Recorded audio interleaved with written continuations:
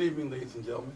This is the next installment in a continuing series about the Future Kings program. Tonight, our concentration is going to be on discussions surrounding the biomedical sciences portion of the Future Kings program. And with me tonight are two of our advanced students as well as their instructor. So first, I'd like to get Alex, if you give me your name, what school you go to, and tell me a little bit about you. Okay, so my name's Alexander Oriana, and I am in the 10th grade, and I go to Garfield High School. And then Gideon, will you tell me a little bit about you? I'm Gideon. I also attend Garfield High School, and I will be an upcoming junior. And also with us is their instructor, Dr. Shaka Cunningham. Dr. Cunningham, will you tell us a little bit about your background and how you enjoy your relationship instructing young men like this? Yes, thanks, Eric. I'm Dr. Shaka Cunningham. I have a PhD in molecular biology, and I've worked in the pharmaceutical industry as well as in academia and government. And it's been a real pleasure to interact with this Future Kings program, which has allowed us to interface with these young men, teaching them advanced concepts in biomedical research at an early age to really prepare them for their next level. Now, Alex, you said that you are a rising junior. Yes. When did you first join the Future Kings program? What grade were you in? Okay, I joined Future Kings when I was in 6th grade in middle school. And you stayed with the program that long? Yes. And Gideon, how about you? I started in 7th grade. In 7th grade? Yes. And you've stayed until a rising junior? Yes. What is it about the Future Kings program that has kept you in it for so long? What kept me in Future Kings is that there are new things to learn in Future Kings. Like, back then, we didn't really have a lot of things, such as the organization was still new. But then we had new volunteers showing up. For example, right now we're trying to make our own video game. And also we're learning more things about biomedical science in our concentration. So it's a continuing growth and newness. You're being exposed to a number of new things, and that's what you enjoy. And why do you keep coming back? And not only that, there's more people coming in too, so I get to engage and interact with them as well. And Alex, how about you? You've been in the program for a long time. Yes. Okay. So what is it that keeps you coming back? I just love the option of learning something that I don't usually learn in school. The material is way more advanced than what it would be in like regular public school, and that's what keeps making me come back.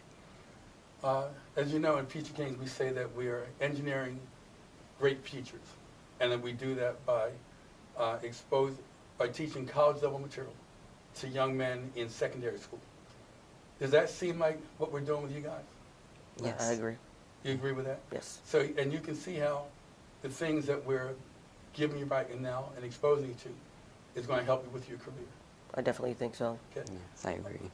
Dr. Cunningham, I know that you teach at the graduate level, and here you are experiencing instruction for young men who are in secondary school. Some of them are in middle school, some are in high school. What do you see as some of the challenges, and what's your biggest reward for working with this age group? Well, I have to admit, it was amazing when we first started working together some years ago that I was curious to see whether or not we could take advanced level concepts, like I'm teaching it at the graduate level, and make them acceptable to a younger demographic. And I was so pleasantly surprised by the level and the intellect of your young men in the Future Kings program, because they were like sponges, literally absorbing a lot of these concepts. Things like PCR and gel electrophoresis, techniques they're not going to really learn in the laboratory until they're in college. These kids really gravitated towards it very early. And not only that, not only did they learn how to do very hands-on activities in the lab, they learned the concepts behind them. And that's the most important thing for them as they continue on into their research or medical careers. So it seems, to put it in my words, and correct me if I'm misstating what you just said, that you are able to teach advanced graduate level material to young men in secondary school, and you don't have to water down the concepts. You only have to put it into language that is within their vocabulary base. That's correct. I think that's what we did, and we made it fun. I think. And if, you know, the young men always had a really good time in my sections. I really enjoyed working with them as we did experiments isolating DNA from our own cells. So showing them how to do that with household products, essentially, was kind of amazing. And to watch them get the concepts in terms of what, you know, DNA is made of and the structure of DNA and why that's important for them in their future learning. Alex, I know that you want to go to Harvard, Yes. and Gideon, I know that you want to go to Princeton. What would you like to, Alex, first you, tell me what you'd like to do once you graduate from Harvard. When I graduate university, I would like to research further, like viruses and bacteria, and possibly create cures for any disease in the world. Are there particular diseases that you are most interested in finding a cure for? HIV is a pretty interesting HIV? disease, yes. Well, if you're looking for suggestions, Alzheimer's runs in my family. So I hope you'll find a cure before it attacks me. Okay. Gideon, how about you?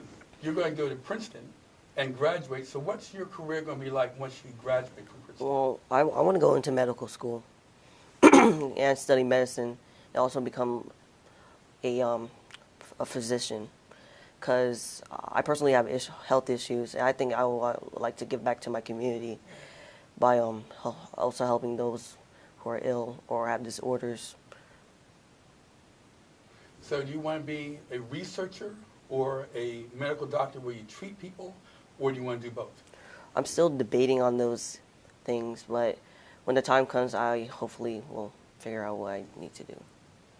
And you mentioned illnesses, and you like to become a doctor that treats the kind of illnesses that you have. Yes. What is that illness that is at your... Well, I particularly have like chronic asthma, and that kind of abstains from me from doing a lot of things in school. So hopefully, by becoming a physician, be able to help those who have critical asthma.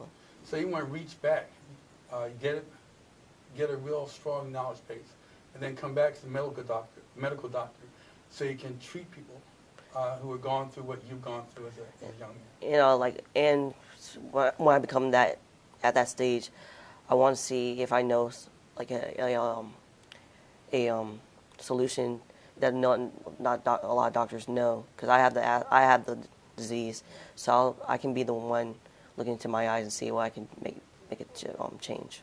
Okay, and Alex, you just mentioned that you are also want to be a researcher. Yes. And how are you making the decision about what types of biomedical research you'd like to do? As in, like, what inspired me? Sorry? What's inspiring you? What's inspired? Well, it started when I watched a TV show. It was this, like, doctor, and she was a virologist, and she was studying made-up disease for the show. Okay. But it kind of inspired me, and the job looked really fun. And then I further researched and learned about bacteriophage and how it could possibly be the future of medicine.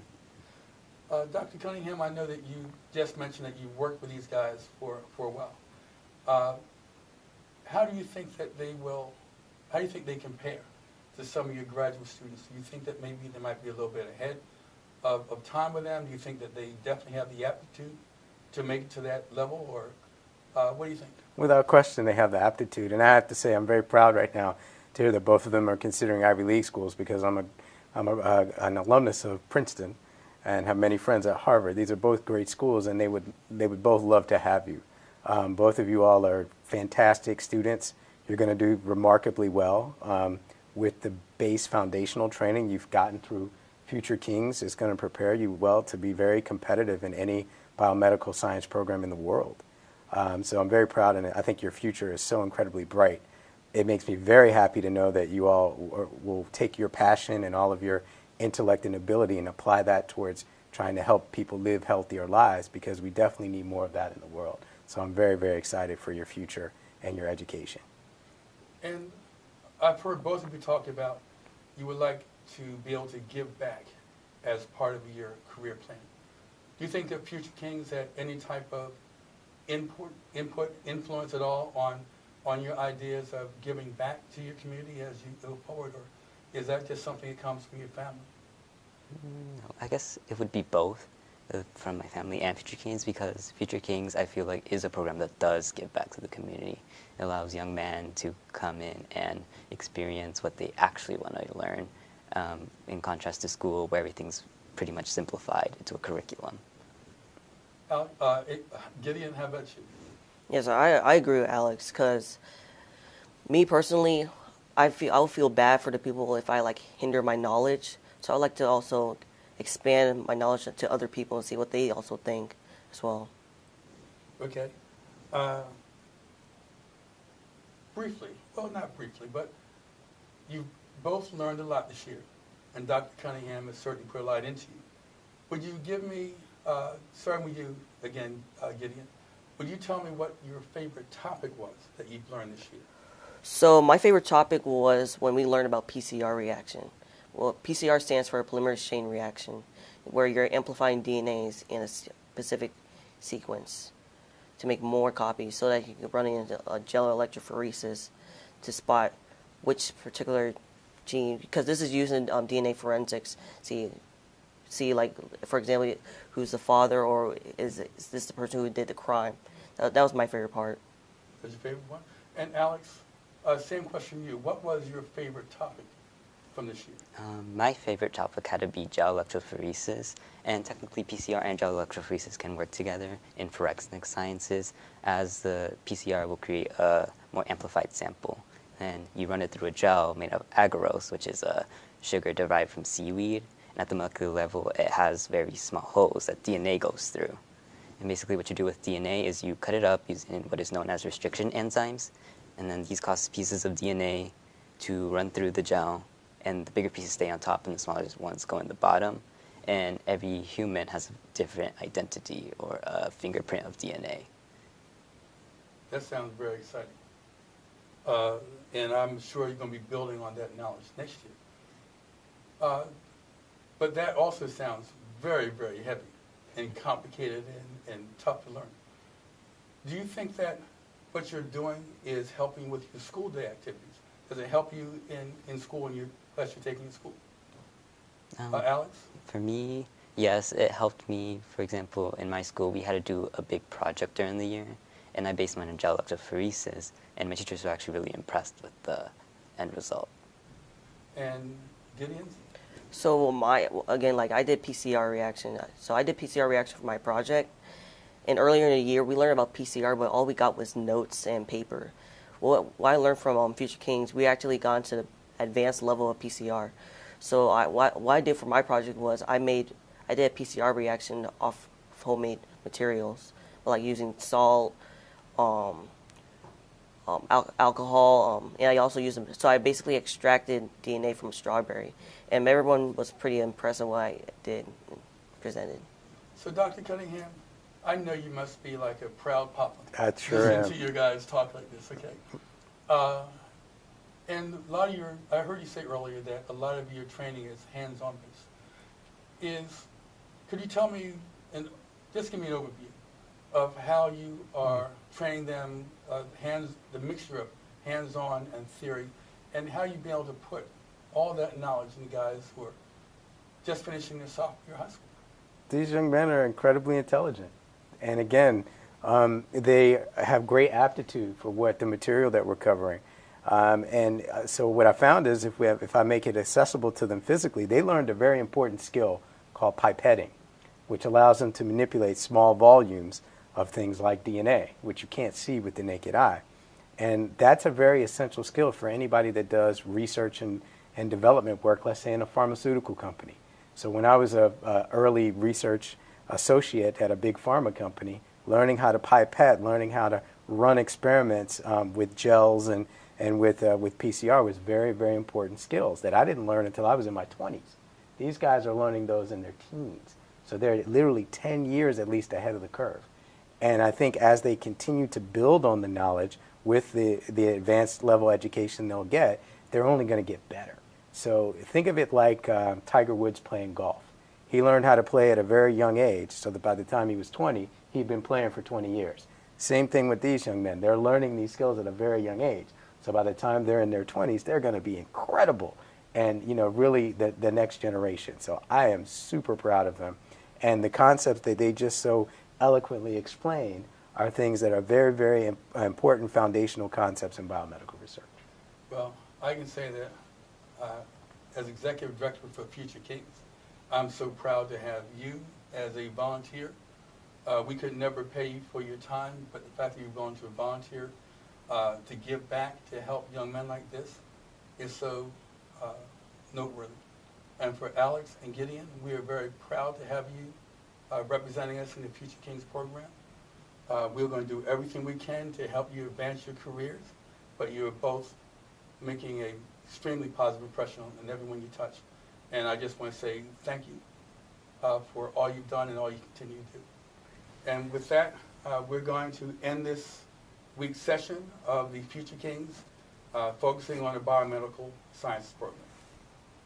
And Eric, I'll say also one thing is I have my sons here with me. Come here, Logan and Sam. Oh, that's right. They're honorary Future Kings. They're honorary Future Kings.